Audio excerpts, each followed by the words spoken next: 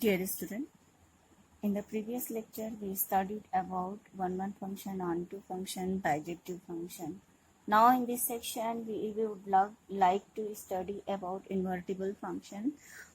Chapter number 1, relation and function. Our full concentration is on the page number 15 of NCERT book. First we discuss about the definition number 9 about the inverse of a function. How to find the inverse of a function. Now we discuss example number 23, example 24 and example number 25. First यदि clear अगर हम करना चाहेंगे तो let us consider set x and set y. 1 2 3 is related, 1 is related to 1, 2 is related to b, 3 is related to c. So it means that here the each element is related to separate one elements, and all elements are here is related to. So it means that it is a form of function, because in the class 11th we studied that if each element of set x is related to unique element of set of y, then it is called the function. So if let us see here another arrow diagram. 1 is related to b and c, and let here 3 and here the c. So it means that is the given is a function? No, because 3 has not their image here in the set of y. Because and now again यहाँ पे हम लेते हैं here 1 2 and 3, here a b c. Let 1 is related, b is related here, and c related to here, and let another element e. Here the all element of set x is related to element of y, but the one has the two image, one of a, one of b. अगर ordered pair pattern में अगर हम इसको लिखते हैं तो it becomes like that, 3 of d, 3 of t. It means ordered pair के अगर first element same होते हैं, so this is not a form of function. तो एक फंक्शन होने के लिए हमारे पास क्या होना चाहिए, हमारे फंक्शन की डेफिनेशन हमारे दिमाग में बहुत अच्छे से क्लियर होना चाहिए. से अगर हम यहाँ पे और क्लियर करना चाहते हैं आपको देखिए, फर्स्ट यहाँ पे देखिए, each element has their unique element image in the set of y, and the second also third and fourth. इस कंडीशंस में देखते हैं यहाँ तो e की प्री इमेज क्या हो रही है, एग्जिस्ट नहीं कर रही है. यहाँ पे 1 and 2 जो है एक ही एलिमेंट से रिलेटेड कर रहा है. तो जब हम प्रीवियस लेक्चर में आपको डिस्कस किए थे, यदि यहाँ पे ई कोई एक ऐसा एलिमेंट एग्जिस्ट कर रहा है जिसकी प्री इमेज नहीं एग्जिस्ट कर रही है, तो कौन सा फंक्शन हो जाता है, इनटू फंक्शन.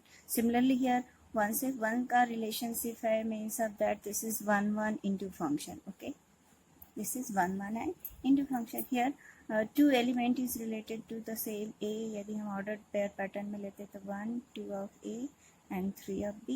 ए फंक्शन तो फॉर्म कर रहा है बिकॉज ऑर्डर्ड पेयर के फर्स्ट एलिमेंट क्या डिफरेंट है, बट ये क्या है, मेनी से 1 का रिलेशनशिप है, दिस इज द मेनी 1, और each element of set of y has their pre image.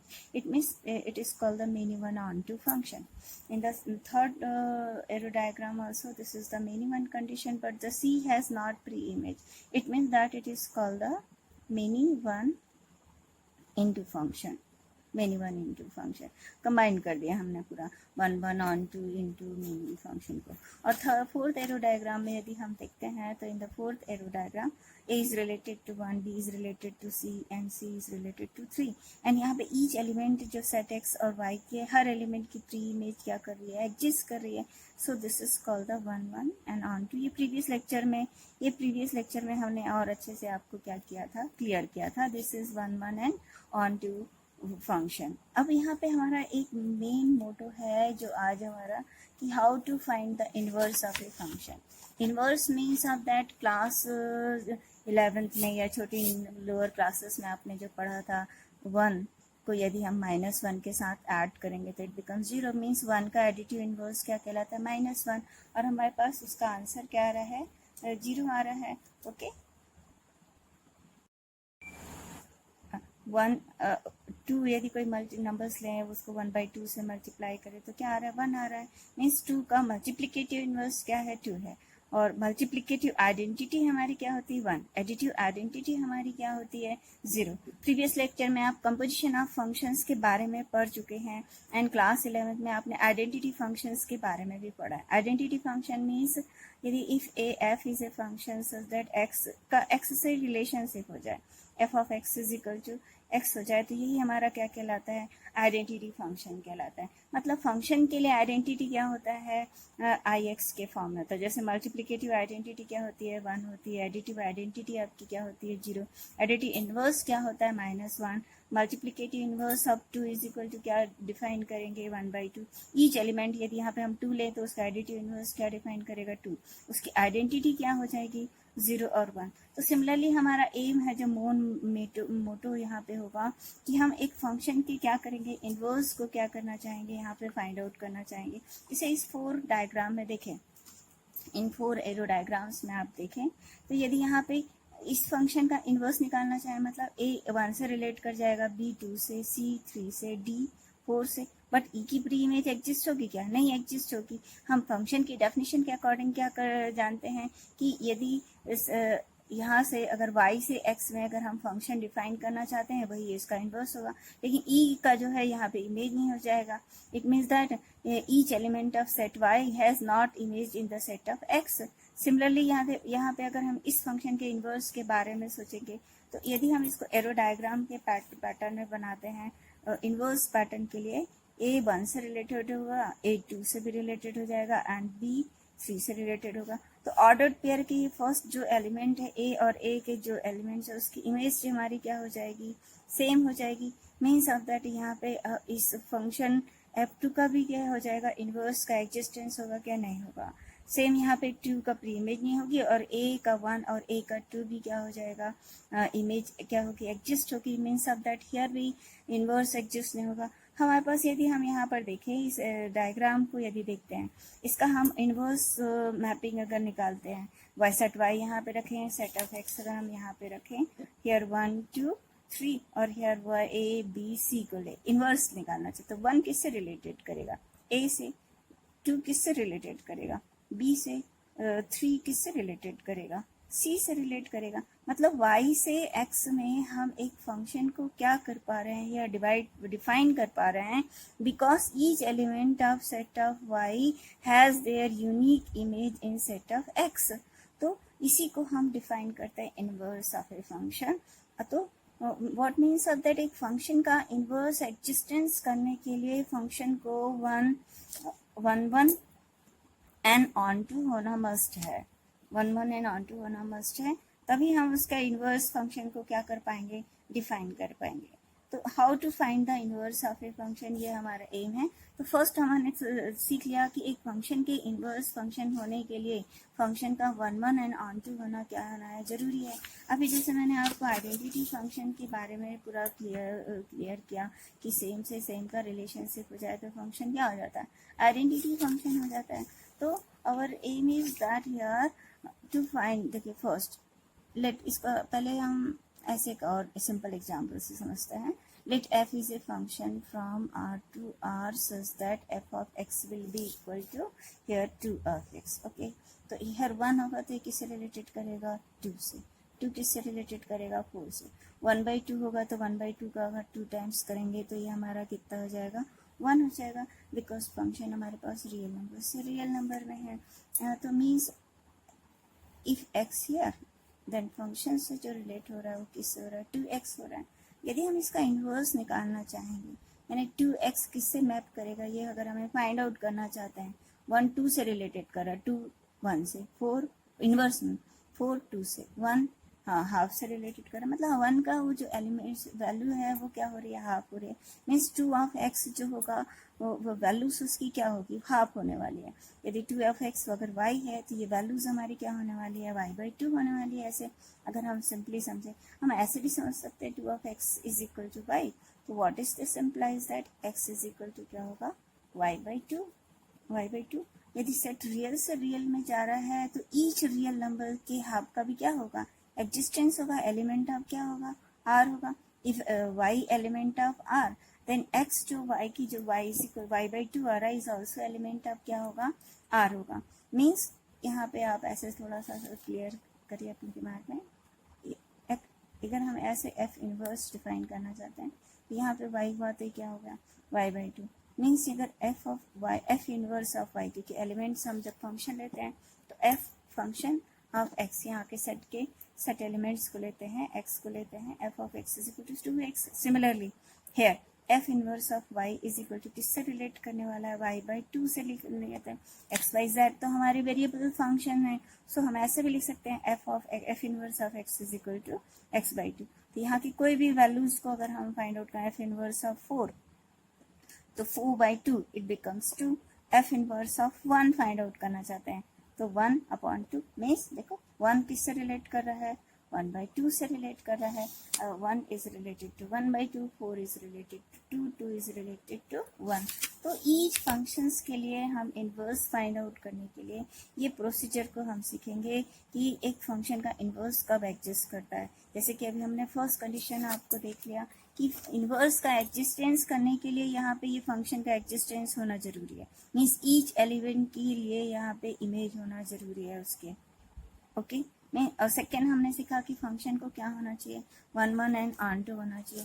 और बीच में मैंने आपको definition about the inverse function दिया था, उसको भी लेते हुए थोड़ा सा और एक बात को यहाँ पे थोड़ा क्लियर करते हैं। देखिए और next composition of function, graph के बारे में आपके प्रीवियस लेक्चर में पढ़ा था।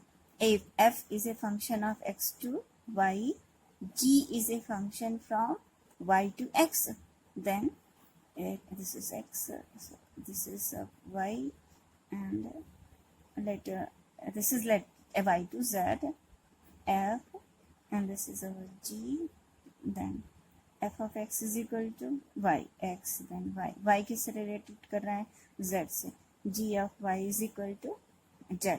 ओके और गॉफ फंक्शन के बारे में आपने प्रीवियस लेक्चर में देखा था, तो गॉफ जो रिलेशनशिप थी वो डायरेक्ट कहाँ से कहाँ तक डिफाइंड हो जाती है, ए से सी में हो जाती है। G O F of x will be equal to हमारे पास G F of X, G F of X मतलब G of Y is equal to क्या होगा, जेड।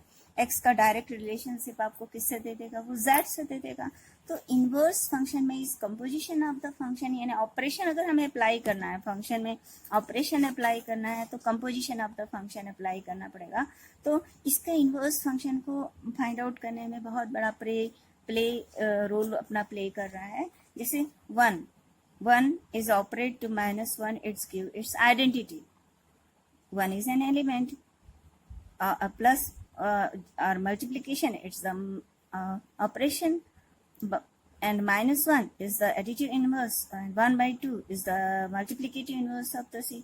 तो similarly our aim is that to, अगर कोई फंक्शन के inverse का एग्जिस्टेंस होता है तो यहाँ से आप देखें एक फंक्शन का इनवर्स होता है 1 as a function, O is the operation of the function, and -1 it means that inverse of the f, inverse of f हम f inverse डिफाइन करेंगे तो हमारे पास क्या होना चाहिए, उसकी आइडेंटिटी फंक्शंस की वैल्यू आना चाहिए। और यहाँ पे हम यदि ऐसे कम्युटेटिव लॉ का फॉलो करता है तब भी यहाँ पे जब दोनों होता है तभी हमारे आइडेंटिटी का क्या होता है, existence.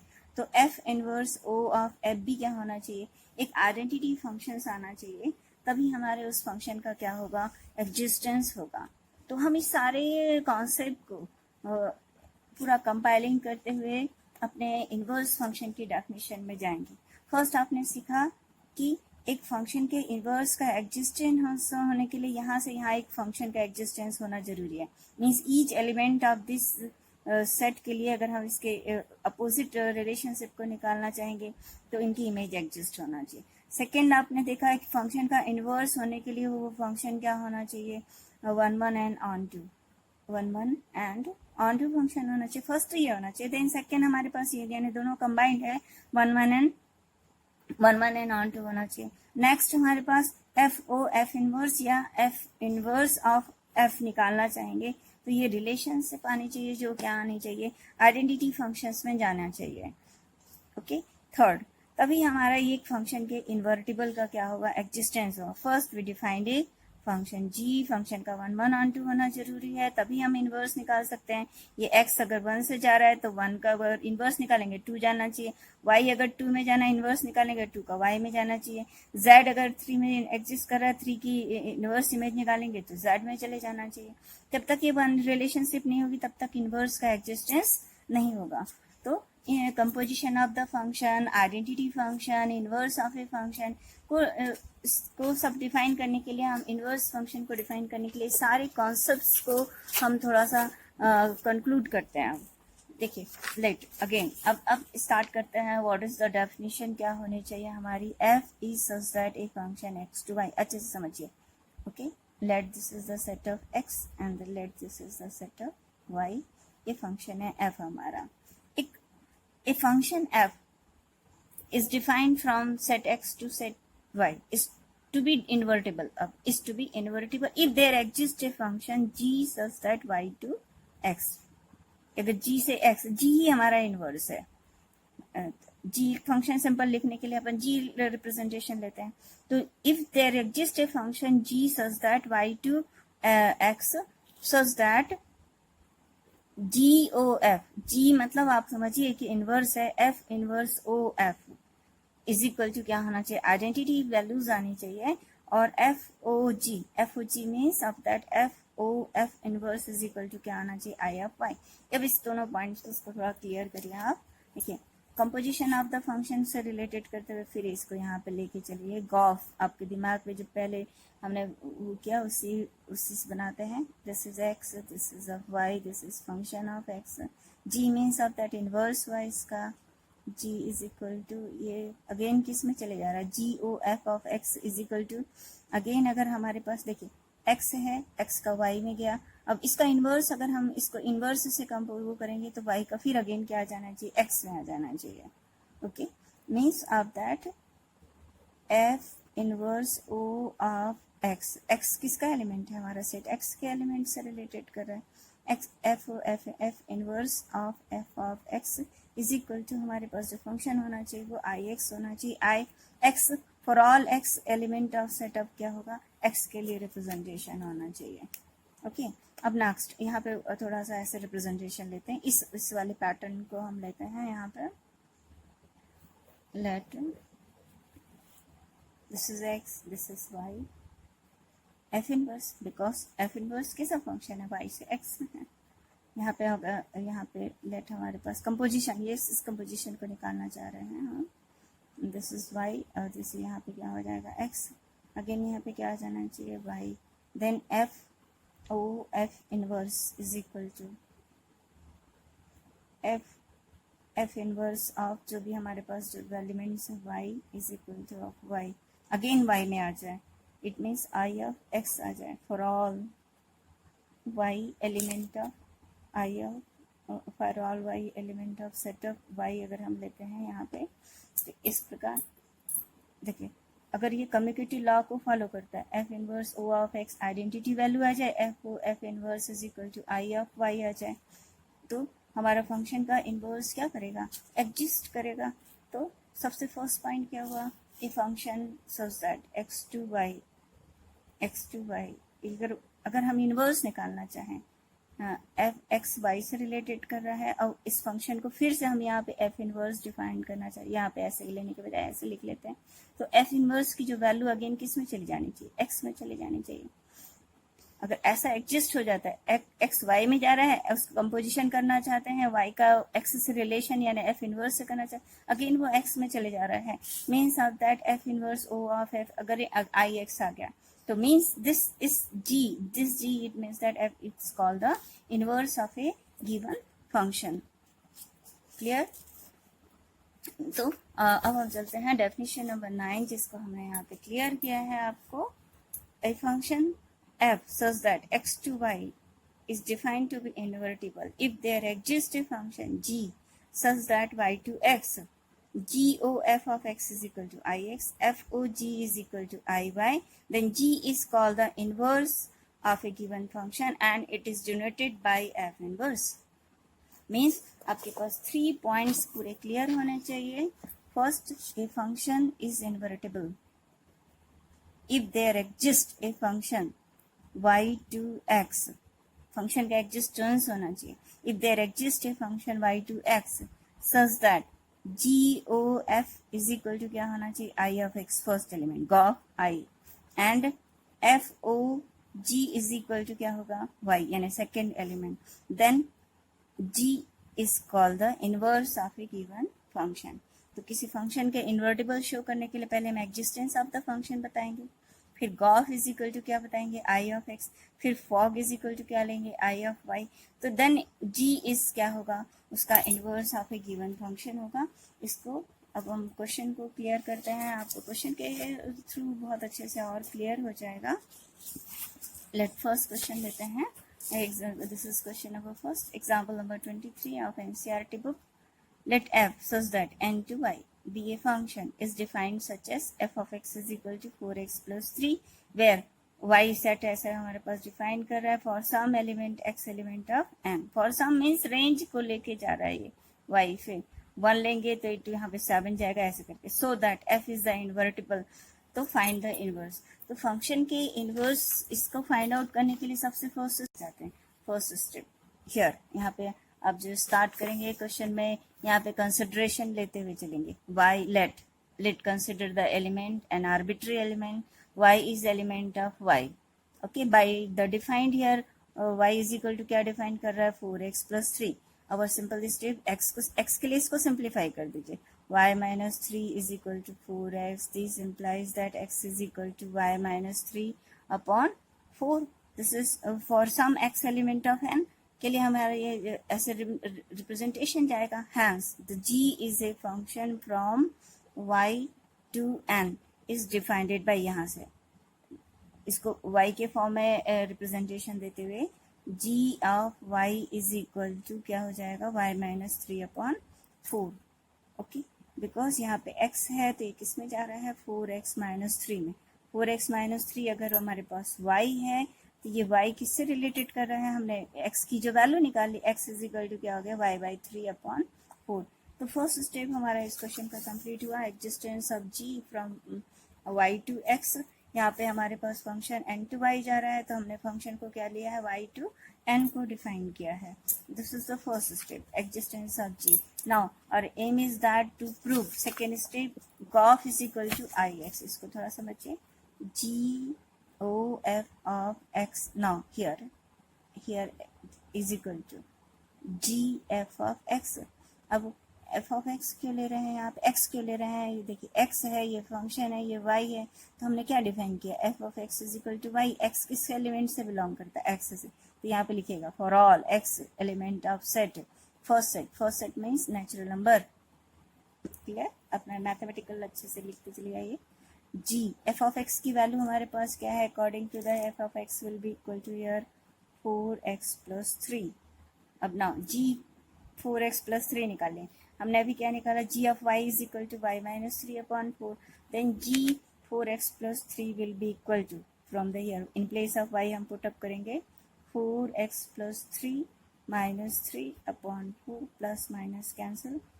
Then 4x upon 4 is equal to x. देखो g o f of x is equal to, अगर हमारे पास x आ जाता है तो ये हमारा फंक्शन क्या हो गया, आइडेंटिटी फॉर्म पैटर्न में कन्वर्ट हो गया. यही हमारा function for all x element of n. This is the second step of our question. Now अब थर्ड स्टेप करते हैं अपन. थर्ड स्टेप में हमारे पास क्या होना चाहिए, F O ji of Y लीजिए. F O ji of Y, F G of Y, F G of Y is equal to F G of Y की वैल्यू हमारे पास कितनी है, वाई माइनस 3 अपॉन 4. अब एफ ऑफ एक्स जो define किया उसने, एफ ऑफ एक्स ये डिफाइन किया है, F of x is equal to 4x plus 3 है. तो f of this find out करिए. तो f of this will be equal to, हमारे पास क्या होगा, 4 times of y minus 3 upon 4 plus 3. In place of x हमने y माइनस 3 अपॉन 4 को पुटअप किया. 4 से 4 cancel after calculation, plus minus 3 is equal to क्या हो गया, y. अब y किस में बिलोंग कर रहा है, सेट ऑफ सेकेंड सेट में बिलोंग कर रहा है. और ऐसे लिखिए for all y element of second set. हमारे पास जो रेंज है इसका कैपिटल ऑफ क्या है, y है. तो हैंस क्या हो गया, हमारे तीनों कंडीशंस को इसने क्या कर दिया, फुलफिल कर दिया. First condition existence of g. Second condition जो गॉफ की वैल्यू है वो किसके इक्वल हो गई, आई ऑफ एक्स के इक्वल हो गई. फॉग की जो वैल्यू है वो क्या हो गई, आई ऑफ वाई हो गई. तो it what is this implies that f is invertible. f is invertible and g is the inverse of f. G is equal to F inverse, आप ऐसे रिप्रेजेंटेशन करना चाहेंगे तो अगले स्टेप में लिख दीजिए एफ इनवर्स ऑफ एक्स इसी को G, in place of G F inverse लिखिए, यहाँ पे एक्स लिखिए, और इन प्लेस ऑफ वाई भी यहाँ पे रिप्रेजेंटेशन करते हुए ऐसे लिख दीजिए x minus 3/4, this is the inverse of F, this is the inverse of F. Clear? तो सबसे इसमें जो क्वेश्चन में किसी भी क्वेश्चन को इन्वर्टिबल फंक्शन को find out, this is important question आप सीबीएसई सिमिलरली ऐसे ही करके हम क्वेश्चन को पूछेगा, यहाँ फंक्शन डिफाइन करेगा, बोल देगा so that this is the invertible function, find the inverse. तो फर्स्ट स्टेप में हमने क्या किया, एक्जिस्टेंस ऑफ जी बताया। सेकेंड स्टेप में हमें क्या करना है, गॉफ ऑफ एक्स को लेते हुए उसे एक्स की वैल्यू प्रूव करना है।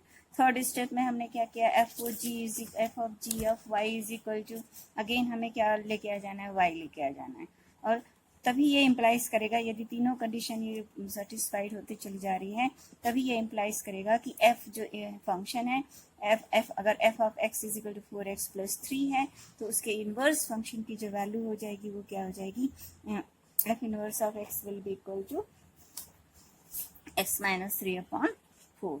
It's clear? Again, let us take the another question. Here it is example number 24 of NCERT book. Question given है y is equal to n square, n element of n is subset of natural number ऐसे define कर रहा है। f is a function from n to y, f of n is equal to n square ऐसे करके define कर रहा है। तो so that f is the invertible, find the inverse of f। फिर अगेन हम कंसिडर करते हैं, let us consider an arbitrary element y in इसमा, let an y is an arbitrary element of set of y, starting वहीं से start करेंगे। Here y is equal to n square, अब n के लिए आपको सॉल्व करना, this is implies that n is equal to under root of y, as y किस में बिलोंग कर रहा है, element of the natural number में बिलोंग कर रहा है, तो यहाँ पॉजिटिव निगेटिव होने का तो कोई वो ही नहीं है हमारे पास, तो मीन्स ऑल नेचुरल नंबर के स्क्वायर रूट क्या करेंगे, एडजस्ट करेंगे। ये जो n है वो element of natural number pattern में हमारे पास यहाँ पे है, y एलिमेंट ऑफ है, तो ये हमारे पास ये एडजस्ट करेगा, जो फंक्शन होगा एडजस्ट करेगा। Hence g is a function from y to n, क्या इम्प्लाइज करेगा, g of y is equal to under root of y। ये देखो अब आपके दिमाग में यहाँ पे आना चाहिए, अंडर रूट ऑफ वाई उसी का जिसका हम एन स्क्वायर ले रहे हैं, मीन्स ऑफ दैट यहाँ पे अगर आपके पास 1 है तो 1 है, 2 है तो किस में जा रहा है 4, 4 का स्क्वायर रूट कितना ले रहा है 2 ले रहा है, 3 है तो किस में जा रहा है 9 ले रहा है, 9 का ही स्क्वायर रूट ले रहा है, हर एलिमेंट को नहीं ले रहा है। हमारे वाई में ऐसे ही एलिमेंट इंक्लूड कर रहे हैं जो इस 1 के स्क्वायर से, तो इनका स्क्वायर रूट क्या आएगा, 9 का स्क्वायर रूट 3, 4 का, तो ऐसे करके एग्जिस्ट कर रहा है, hence this function is defined. तो g of y is equal to हमारे पास क्या हो गया, root of y, this is the first step, वो कंप्लीट हो गया बिकॉज ये एग्जिस्ट कर रहा है।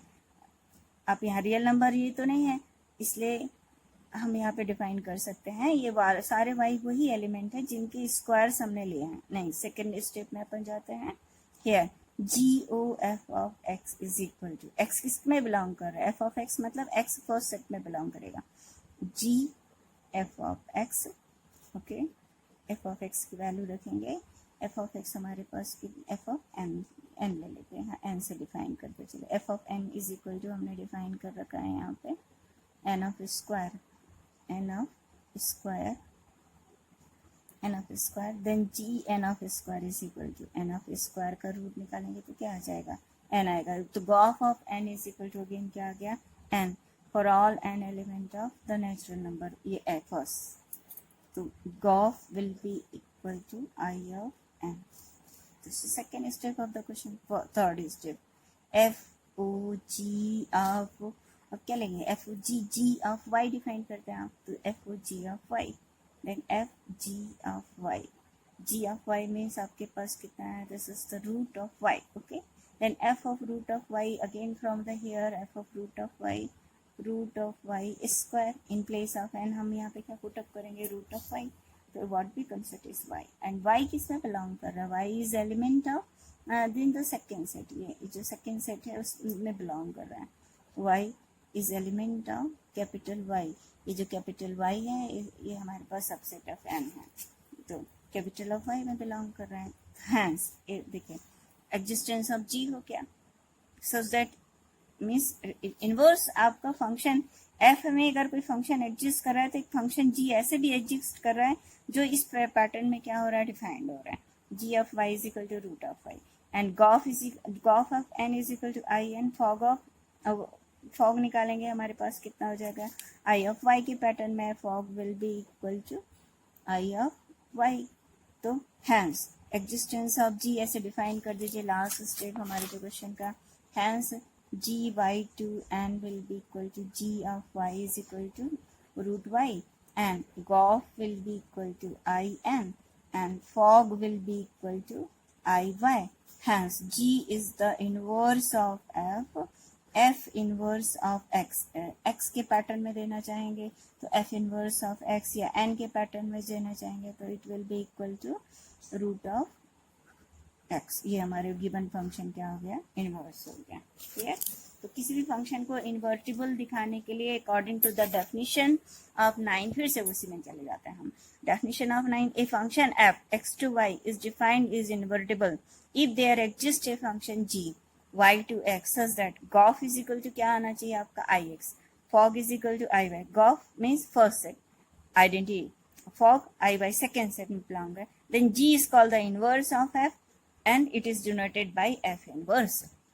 तो किसी भी फंक्शन के इनवर्स को दिखाने के लिए फर्स्ट स्टेप में क्या दिखाएंगे आप, एग्जिस्टेंस ऑफ जी दिखाएंगे, फिर गॉफ फंक्शन की वैल्यूज को दिखाएंगे, g o f is equal to identity in the first pattern में चले जाना चाहिए, आई एन एन टू है और फॉग है, f o g will be equal to क्या आना चाहिए आपका आई वाई आना चाहिए, f o g will be equal to I y, hence it is the inverse of the given function. It's clear to all of you. और एक अनदर एग्जाम्पल से लेते हैं, it is example number 25। It is very most important question of CBSE board. अगर हम बोलें तो हर 2-3 साल के बाद ये क्वेश्चन को क्या करता है, रिपीट करता है। क्वेश्चन इसी पैटर्न में आएगा 4 मार्क्स में। फंक्शन वो डिफाइन करेगा, let f is a function from n to r be define such that f of x यहाँ पे डिफाइन कर रहा है n to s where s is range में जा रहा है, ऑल सेट ये r में नहीं जा रहा है। ये जो फंक्शन जो बोल रहा है, a function from n to s is where s is the range of f is invertible। r में invertible नहीं कह रहा है, in the s में invertible कह रहा है। find the inverse of the given function। फिर अगेन हमारा जो क्वेश्चन पैटर्न, एक सेम पैटर्न आप दिमाग में हमेशा याद रखेंगे तो आपको बहुत बड़ा। सबसे पहले फिर भी वही, let an arbitrary element, let y be an arbitrary element of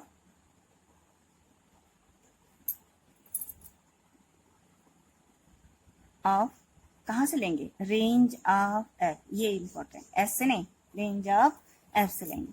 Y will be equal to हमारे पास कितना है, 4x² प्लस 12x प्लस 15 है। अब हमारा सेकेंड स्टेप क्या है, इसको x के लिए सॉल्व करना। इसको x के लिए सॉल्व करना मतलब परफेक्ट स्क्वायर पैटर्न में इसको हम थोड़ा कन्वर्ट करते हैं। y will be equal to 2 times of x², इसको 2ab 2 times of a, this is value of a, 2 2 4, remaining हमारे पास 12 के लिए क्या बचा 3। हम इसको लिखना चाहते हैं 2x प्लस 3 का whole square, this is a, 2ab, then b की वैल्यू हमारे पास 3² माइनस 9 प्लस ऑफ 15, तो it becomes 2x plus 3 whole square and 15 3 square and 15 minus 9 will be equal to, it becomes here 6. So y minus 6 will be equal to 2x plus 3 whole square, x के लिए solve कर रहे हैं हम इसको, then 2x plus 3 is equal to root of y minus 6. Okay, and natural number में है तो नेचुरल नंबर पैटर्न में प्लस माइनस नहीं ले रहे। 2x will be equal to under root of y minus 6 minus 3, hence the x will be equal to under root of y minus 6 upon 2। यहाँ पे range में क्या होना चाहिए, y greater than equal to क्या होना चाहिए, क्योंकि y जो एलिमेंट है हमारे पास है वो रेंज में बिलोंग करना है। यहाँ पे y की value greater than equal to 6 होगी, तभी यहाँ पे हमारा स्क्वायर रूट डिफाइंड होगा, बिकॉज एलिमेंट्स किससे बिलोंग करते हैं, रियल नंबर्स से बिलोंग करते हैं। और x यहाँ पे एलिमेंट हमारा क्या है, नेचुरल नंबर पैटर्न का है। तो नेक्स्ट, तो मीन्स ये रेंज में है, जा रहा है रेंज से, यहाँ पे डिफाइंड हो रहा है। Hence a function g such that, कहाँ डिफाइन कर रहे हैं आप, S2n such that g of y will be equal to under root y minus 6 upon 3 upon 2। ये हमारा फर्स्ट स्टेप हुआ। कि जी ऑफ वाई हमारे फंक्शन के लिए क्या हो रहा है, डिफाइंड हो रहा है। ओके, अब this is first step is complete. अब सेकेंड स्टेप क्वेश्चन में हमको क्या लिखना है, g o f of x will be equal to क्या लेके आना है, आई एक्स लेके आना है। तो Gauff of x is equal to I X लेके लिए, तो G O F of x will be equal to G F of X. F of x की वैल्यू हमको अकॉर्डिंग टू द फंक्शन क्या दी हुई है, F of x will be equal to 4 of X square plus 12x plus 15। अब हमें इसको जी of Y में लेना है। अभी अभी हमने जी ऑफ वाई आपके पास क्या डिफाइन कर रखा था, under root y minus 6 minus 3 upon 2। यहाँ पे जो वैल्यू आई थी under root y minus 6 minus 3 upon 2, इसी में हम वैल्यूज को पुटअप करते हैं अपना जी। अब y यहाँ पे वैल्यूज को पुटअप करिए, इस will be equal to y की वैल्यू लिखेंगे अंडर रूट ऑफ, कैलकुलेशन अच्छे से देखिए, 4x square plus 12x plus 15 minus 6 minus 3, y की प्लेस में रखा है इस वैल्यू को, upon 2 will be equal to 15 minus 6 is 9, then 4x square plus 12x plus 9 under root minus of 3 upon 2, it gives 2x plus 3 whole square under root minus of 3 upon 2. 4x square 3 square is 9 and 2 times of 2a plus 2a multiply b and 3 to just 6 multiply 2, so it means it is 2x plus 3 whole square. Okay, so square root of this will be equal to 2x plus 3 minus 3 plus minus 3 upon cancel here, 2x upon 2 means g O F of x is equal to, again क्या आ गया आपके पास, x आ गया, means Gauff किस में belong कर रहा है, आई ऑफ एक्स। एक्स एक्स यानी फर्स्ट सेट हमारे पास यहाँ पे कितना है, एन है, आई ऑफ एन ऐसे करके डिफाइन कर दे। तो गॉफ इज इक्वल टू आ गया आपके पास ये। अब इसमें हम फॉग को डिफाइन करते हैं, फॉग वैल्यूज को लेते हैं, for F O ji of Y will be equal to F G of Y is equal to F G of Y, again हमारे पास जी ऑफ वाई है, इसको रखते हैं, G of Y is equal to under root of Y minus 6 minus of 3 whole upon 2। इसको हम now we put here this value in terms of X या F of X को define करते हुए पूरा रिप्रेजेंटेशन यहाँ पे अगर लेते हैं इन प्लेस ऑफ एक्स, अपन ये पूरी वैल्यूज रखते चले जाते हैं। तो 4 of x will be equal to 4 times of x, x means this, under root of y minus 6 minus 3 upon 2 whole square plus 12 times of x, x means of under root of y minus 6 minus 3 upon 2 plus of 15। Simplify करना इसको, y पूरा simplify prove करते, F O ji of Y is equal to Y हम पूरा लेके आ जाएंगे, F O ji of Y is equal to 4 times of square करेंगे, डिनोमिनेटर में क्या आ जाएगा आपको 4, 2 square is 4, A square A minus B whole square pattern में सॉल्व करिए, A square this plus B square 9 minus 2 times of under root of Y minus 6 multiply 3 plus 12 times of under root of Y minus 6 minus 3 upon 2 plus of 15 and 4 cancel to the 4. Now simplify it, y minus 6 plus 9, 3 to just 6, 6 times of under root of y minus 6 plus, here cancel 2 multiply 6, this is becomes 6 times of y minus 6, 6 3s are 18 plus of 15, this cancel to this two terms is same, it is our y 9 and the 15 plus 9 and 15 minus 6 and 18 minus 6 and 18, it gives y plus 24. Okay, 24 plus minus 24 is cancelled, it is equal to y. तो f O ji of y becomes f of Y. तो हम जो first उसमें किए थे, first उसमें क्या किया आपने, जी का एग्जिस्टेंस बताया, फर्स्ट उसमें एग्जिस्टेंस ऑफ जी बताया, जी ऑफ ए इस पैटर्न में एग्जिस्टेंस कर रहा है। फिर हमने बताया कि f o g will be, g o f will be equal to I of n, and third step में अपन ने प्रूव किया कि f o g of y is equal to क्या हो रहा है, y आ रहा है।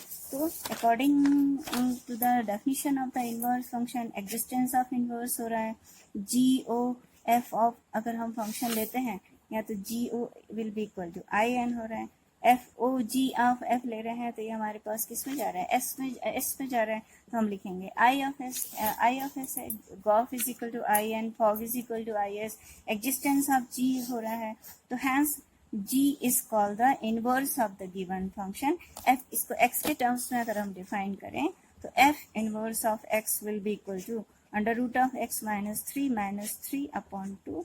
This is the inverse of the given function. Means this implies that g is invertible in term f inverse will be equal to g.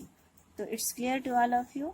तो what is the definition of the inverse function, first आपके दिमाग में clear होना चाहिए। एक function के invertible होने के लिए हमारे पास एक एग्जिस्टेंस ऑफ जी होना चाहिए जो y टू x डिफाइन करे। फिर गॉफ की जो वैल्यू आनी चाहिए वो इन फर्स्ट सेट में आइडेंटिटी जानी चाहिए, एफ ओ जी किस में जाना चाहिए, सेकेंड सेट में आइडेंटिटी फंक्शन आपका जाना चाहिए। तो it is clear to all of you. फिर मैं लास्ट में एक डेफिनेशन आपको फिर से पढ़ देती हूँ ताकि आपको दिमाग में क्लियर हो जाए। A function f such that x to y is defined to be invertible if there exists a function g y to x such that gof is equal to ix, fog is equal to iy, then g is called the inverse of f and it is denoted by f inverse. तो first step में ये करेंगे existence of g, second step में g o f of x निकालते हुए I x prove करेंगे, third step में f O ji of y लेते हुए उसे आई वाई प्रूव करेंगे। इस प्रकार हम किसी भी फंक्शन के इनवर्स फंक्शन को फाइंड आउट कर सकते हैं। Thank you all of you.